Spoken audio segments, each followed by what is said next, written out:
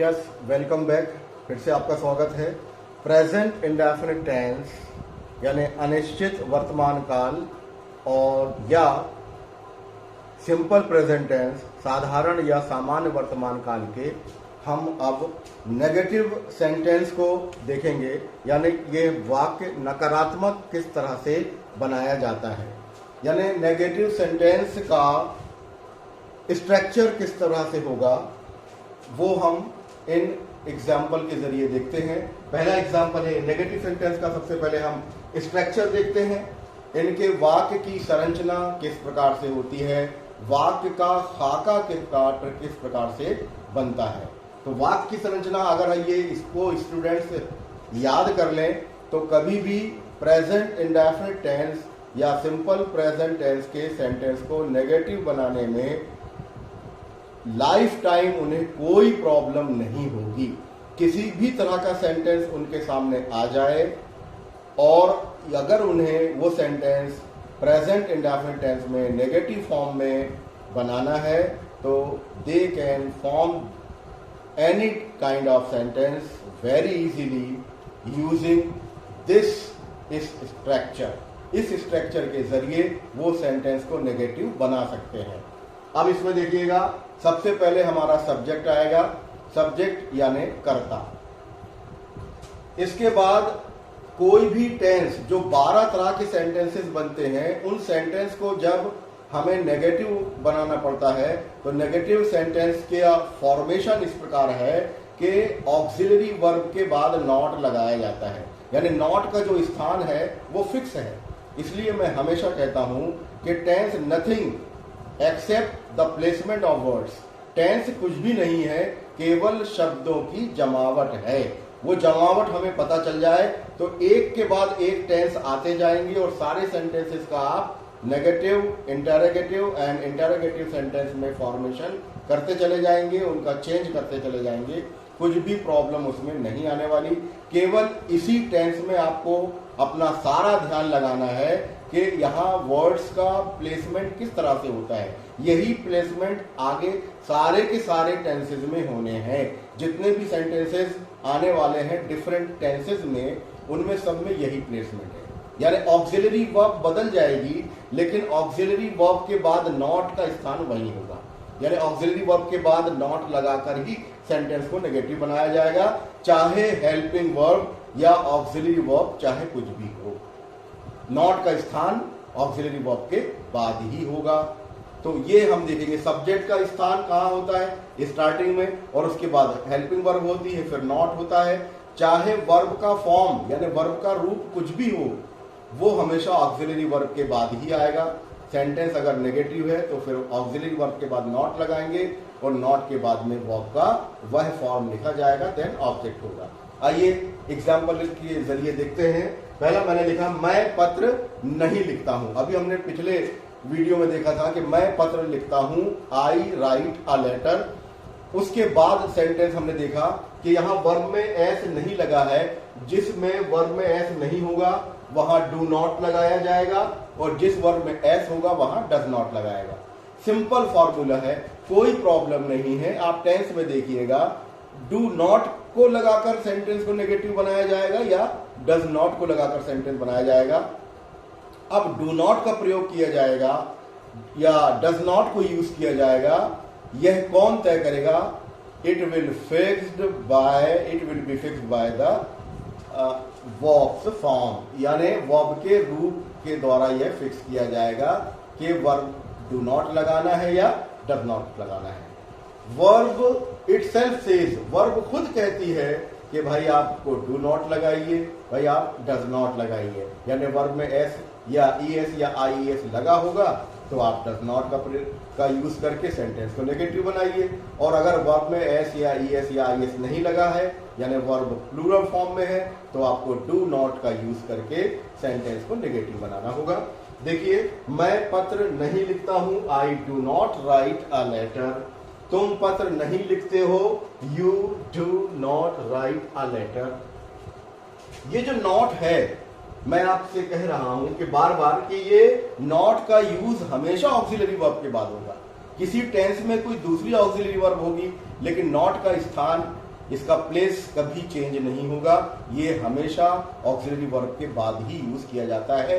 किसी भी टेंस के, किसी भी सेंटेंस के नेगेटिव सेंटेंस में नॉट का यूज ऑक्सिलरी वर्ब के बाद होता है।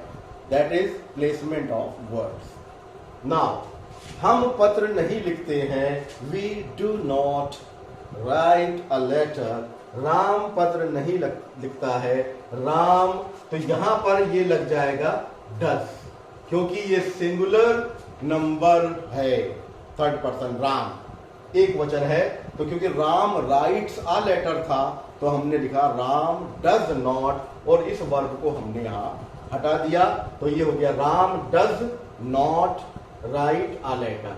माय ब्रदर, ये भी सिंगुलर नंबर है, my brother writes a letter होता है इसका पॉजिटिव सेंटेंस, नेगेटिव हमने बनाया my brother does not write a letter. तो सिंपल है, किसी भी तरह के सेंटेंसेस अगर हमें नेगेटिव बनाने हैं तो हमें डू नॉट या डज नॉट का यूज करेंगे। किस पे करेंगे?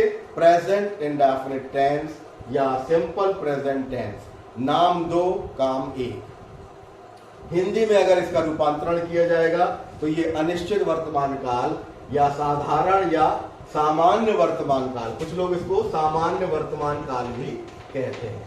सामान्य यानी सिंपल को सामान्य भी कहते हैं और साधारण भी कहते हैं। तो जो भी आप नाम दे दें, सेंटेंस का नेगेटिव बनाने के लिए यही यूज है। तो अभी हमने प्रेजेंट इंडेफिनिट टेंस के विस्तार पूर्वक सेंटेंसेस देखे, पॉजिटिव सेंटेंस किस तरह से होते हैं और नेगेटिव सेंटेंस किस तरह से बनते हैं।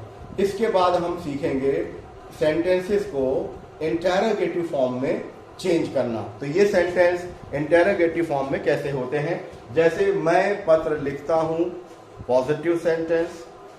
मैं पत्र नहीं लिखता हूं, नेगेटिव सेंटेंस। इसका अब आएगा क्वेश्चन यानी इंटेरोगेटिव फॉर्म, क्या मैं पत्र लिखता हूं।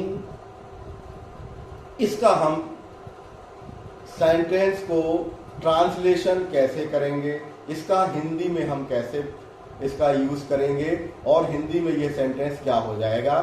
तो एग्जाम्पल है, मैं पत्र लिखता हूं, आई राइट अ लेटर। मैं पत्र नहीं लिखता हूं, I do not write a letter. क्या मैं पत्र लिखता हूं, तो यहां ऑक्सिलरी वर्ब का यूज पहले होगा इन फ्रंट ऑफ सब्जेक्ट। तो ये सेंटेंस होगा do I write a letter and we will present here question mark after completion the sentence. तो ये हो जाएगा do I write a letter, क्या मैं पत्र लिखता हूं। अब इसमें इंटेरोगेटिव फॉर्म में दो सेंटेंस बनेंगे जिसमें एक इनवर्ट क्वेश्चन होगा। इनवर्ट यानी उसको ये देखिए, इनवर्ट की स्पेलिंग ये होगी इनवर्ट। इनवर्ट क्वेश्चन वो होते हैं जिसका आंसर यस और नो में दिया जाता है। Do I write a letter, क्या मैं पत्र लिखता हूं, तो इसका आंसर सिर्फ होगा हाँ या ना। इसमें आपको डिटेल में आंसर देने की जरूरत नहीं है। लेकिन अगर ये आपसे किया जाए कि आप पत्र कब लिखते हैं, आप पत्र क्यों लिखते हैं, आप पत्र कैसे लिखते हैं, तो इस सेंटेंस को इनवर्ट फॉर्म में न रखकर इनके पहले क्वेश्चन वर्ड का यूज किया जाएगा और उसका जो आंसर है फिर हम डिटेल में आपको देंगे। तो चलिए हम देखते हैं अब इंटेरोगेटिव फॉर्म। इसको और ध्यान से देखिएगा और ये भी समझिएगा कि जितने भी टेंस आप इसमें आने वाले हैं वो सारे के सारे इसी प्लेसमेंट के मुताबिक ही होंगे। ऑक्सिलरी वर्ब बदलेगी लेकिन नॉट का स्थान या प्लेसमेंट नहीं चेंज होगा। आइए देखते हैं इंटेरोगेटिव सेंटेंसेस का किस तरह से फॉर्मेशन होता है।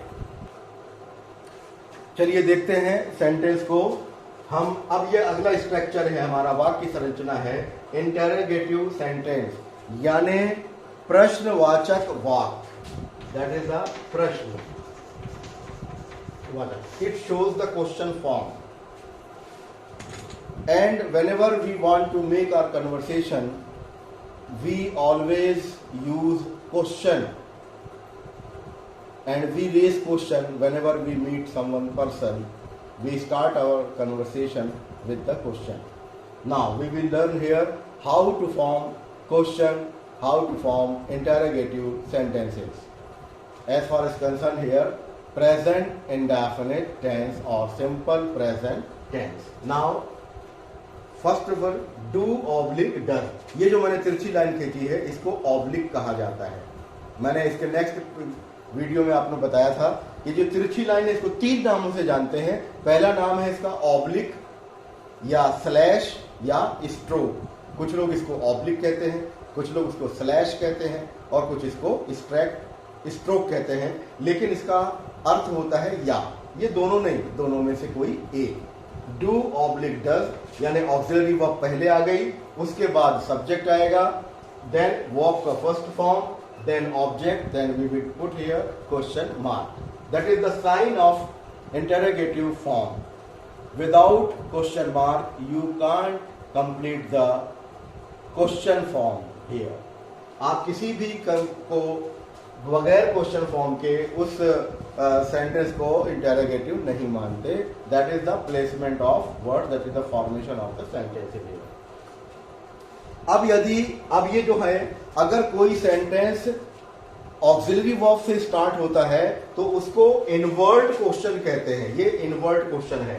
यहां पर देखेंगे आप, ये इनवर्ट क्वेश्चन कहलाता है। इनवर्ट क्वेश्चन जिसका आंसर यस और नो में दिया जाए वो इनवर्ट क्वेश्चन कहलाता है।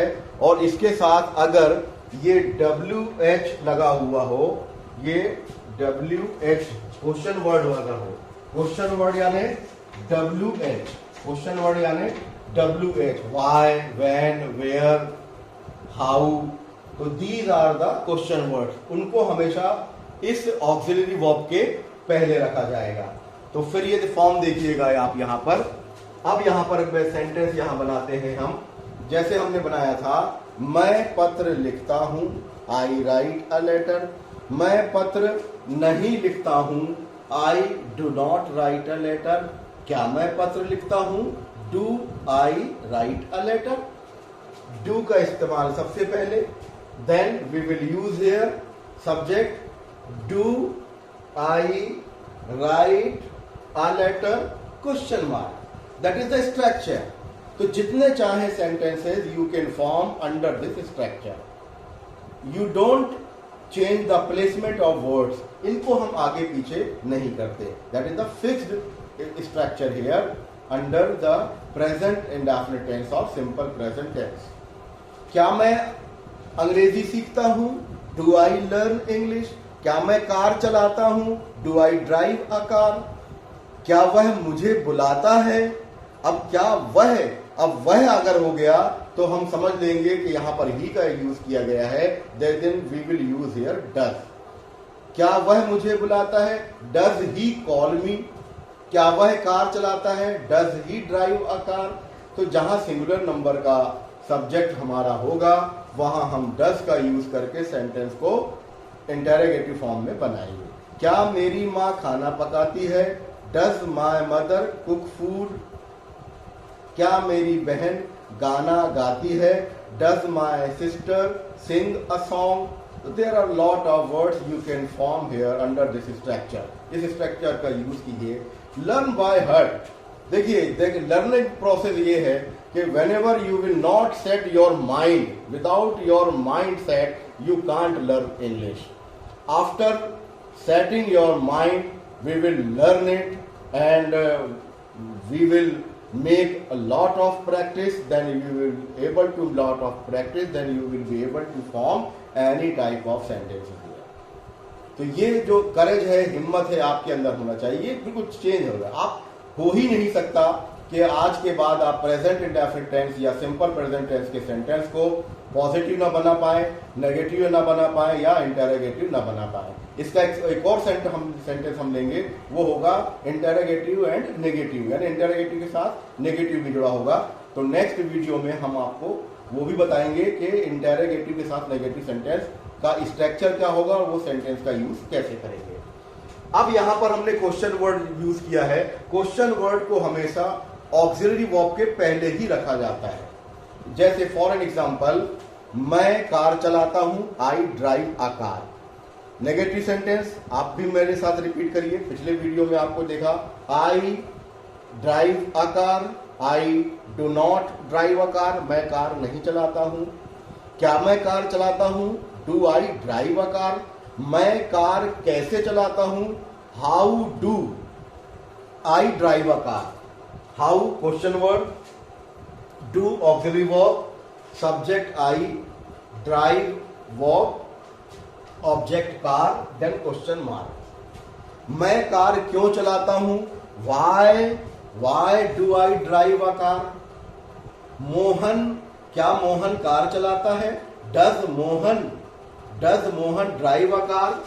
डज सब्जेक्ट हो गया मोहन, वर्ब हो गई ड्राइव अ कार। क्या तुम अंग्रेजी सीखते हो? डू, यहां पर देखिए आप, ये डू यू लर्न इंग्लिश। तो इस तरह से हम बेशुमार सेंटेंसेस जिनमें हमने रिकॉग्निशन किया था कि हिंदी के वाक्य के आखिर में अगर ता है, ती है, ते है आता है तो हम सेंटेंस को प्रेजेंट इंडेफिनिट टेंस मानते हैं and we will be able to form any type of sentences which is positive sentence, negative and interrogative sentences under this structure. वह रोज स्कूल जाता है, he goes to school every day. अब याद में होगा वह स्कूल नहीं जाता है, ही गोज के साथ में he does not go to school, वह स्कूल डेली नहीं जाता है। तो जहां कहीं वर्ब में एस होता है वहां डज नॉट, जहां वर्ब में एस नहीं होता वहां डू नॉट। और इनको सामने रखकर, आगे रखकर सेंटेंस को इनवर्ट क्वेश्चन कह बनाते हैं। इनवर्ट क्वेश्चन वो होता है जिसका आंसर यस और नो में दिया जाता है, उनमें डिटेल की आवश्यकता नहीं होती। जैसे क्या आप कार चलाते हैं, तो आपका जवाब होगा यस और नो, उसमें आपको विस्तार से डिटेल। आप कार, जब पूछा जाएगा आप कार क्यों नहीं चलाते हैं, why do you not drive a car, then you will give here answer, I do not drive a car because I am fear about their speed, I am fear of crowd. So you can give so many reasons why do you not want to drive a car, कि आप car क्यों नहीं चलाते या क्यों नहीं चलाना चाहते, तो आप वहां पर रीजन देंगे। तो जब हमें कारण बताना हो, समय बताना हो, वजह बताना हो, या हमें स्थिति बताना हो या व्यवहार बताना हो, तो हम वाई का इस्तेमाल करेंगे। क्यों, हाउ कैसे, व्हेन कब। तो इस तरह के सेंटेंस हम जब यूज करते हैं तो उनका यूज हमेशा ऑक्सिलरी वर्ब के बाद होता है। तो ये जो पैटर्न और स्ट्रक्चर सीखा, इसको अच्छी तरह से याद कर लीजिएगा और प्लेसमेंट ऑफ वर्ड्स को अच्छी तरह से याद कर लीजिएगा, क्योंकि प्लेसमेंट ऑफ वर्ड्स नहीं चेंज होगा, केवल फॉर्म चेंज होंगे। देखिए डू या डज चेंज होगा, लेकिन डू या डज का स्थान कभी चेंज नहीं होगा। वर्ब चेंज होगी, यानी वो सेकेंड फॉर्म में भी हो सकती है, यानी पास्ट टेंस में भी हो सकती है, पास्ट पार्टिसिपल में हो सकती है, या प्रेजेंट पार्टिसिपल में हो सकती है, लेकिन वर्ब का स्थान चेंज नहीं होगा। इसी तरह से ऑब्जेक्ट की का प्लेस जो है वो चेंज नहीं होगा। तो ये जो है, ये टेंस का एक यूनिवर्सल स्ट्रक्चर मैंने आपको बता दिया। अब आगे के सेंटेंसेस आएंगे तो केवल मैं इशारा करूंगा और आप इसको चार्ट को खुद बनाते चले जाएंगे। यानी प्लेसमेंट ऑफ वर्ड्स एक बार आपने सीख लिया तो फिर आपको कोई जरूरत नहीं है कि आपको वो चीज प्लेसमेंट कम से कम बार बार बताया जाए। अब अगला मेरा काम अगले टेंसेस में ये होगा, मैं आपको सिर्फ ऑक्सिलरी वर्ब बताऊंगा और आपको ये भी बताऊंगा कि किस टेंस में वर्ब का कौन सा फॉर्म यूज किया जाता है, यानी वर्ब की कौन सी रूप यूज किया जाता है। ये भी फिक्स रहेगा कि पास्ट टेंस में हमेशा वर्ब का थर्ड फॉर्म ही यूज किया जाएगा, पास्ट पार्टिसिपल फॉर्म में। कंटिन्यूस नाम आए तो वर्ब का आईएनजी प्रयोग। तो बहुत ही इजी है, आप केवल वन बाय वन इसको समझते चले जाइए, इसको कॉपी में नोट करिए, इसको प्रैक्टिस करिए। Without having practice you can't learn it. आप बगैर प्रैक्टिस को लेकिन इसको नहीं सीखते, वो हमें तात्कालिक रूप से currently you can learn it and you will see that yes I understood it very well, but if you will not keep practice, then you will forget it after some time. It is human nature. Human nature है, किसी भी बार को हम एक बार देखते हैं, अगर बहुत ही ज़्यादा हमने अटेंटिवली उसको देख लिया तो वो हमें जहन में रह जाती है, लेकिन after some time we will forget it. It is human nature. And after learning frequently you will not forget it. It is also human nature. लेकिन बार बार सीखने के बाद वो चीज़ हमें याद रहती है, ये भी ह्यूमन नेचर है. 1, 2 या 3 बार उसको देखने से, पढ़ने से वो चीज़ याद नहीं रहती. It is not your fault. ये आपका कसूर नहीं है, ये ह्यूमन नेचर है कि एक बार में आदमी थोड़ा भूल जाता है, 2 बार में और में कम भूलता है, 3 बार में और कम भूलता है, लेकिन बार बार frequently then we will use here, you will not forget it. But after some time whenever you will learn it very well and frequently you will learn, जब उसको बार बार आप इसको सीखेंगे then you will never forget it. It is also human nature. तो ये भी हमारा मानव स्वभाव है कि जब हम बार बार किसी चीज को पढ़ते हैं तो हम भूल नहीं सकते. तो मेरी आपसे गुजारिश है कि आप इन स्ट्रक्चर को, इस तरह से प्लेसमेंट ऑफ वर्ड्स को सीखिएगा. बहुत ज्यादा वर्ब्स लीजिए, डिफरेंट आप सब्जेक्ट लीजिए और इसकी प्रैक्टिस करिए. तो ये आपकी कन्वर्सेशन में एंड इंग्लिश स्पीकिंग में it will be very useful for you, and you will be not feel any hesitation when you will use this type of words in your daily routine conversation. तो इसके बाद जो है मैं आपको एक और वीडियो में बताऊंगा आपको, वो होगा सेंटेंस इंटेरोगेटिव प्लस नेगेटिव. यानी एक सेंटेंस के तुमने वह कार क्यों नहीं चलाता है. अभी हमने सीखा वह कार चलाता है, वह कार नहीं चलाता है, क्या वह कार चलाता है, वह कार क्यों चलाता है, यहां तक हमने सीखा. अब वह कार क्यों नहीं चलाता, वह कार क्यों नहीं चलाता, वह बाजार क्यों नहीं जाता, वह अंग्रेजी क्यों नहीं सीखता. इस तरह के सेंटेंसेस जो हैं वो इंटेरोगेटिव नेगेटिव सेंटेंस में आते हैं. तो अगला जो हम स्ट्रक्चर बनाएंगे तो वो स्ट्रक्चर बनेगा इंटेरोगेटिव के साथ हम प्लस नेगेटिव सेंटेंस बनाएंगे. उसका भी हम उसकी प्रैक्टिस करेंगे. इसके बाद हमारा प्रेजेंट इंडेफिनिट टेंस या सिंपल प्रेजेंट टेंस के सेंटेंस ये हमारे कंप्लीट हो जाएंगे और इसके बाद हम प्रेजेंट कंटिन्यूस की तरफ आएंगे. तो हम तो आपको टेंस एकदम सिखा के रहने वाले हैं, ऐसा हमने विचार किया है. तो आपका भी फर्ज है कि आप मेरे चैनल को लाइक करें, सब्सक्राइब करें और पसंद आए तो जरूर शेयर करें. Till then, good bye, take care.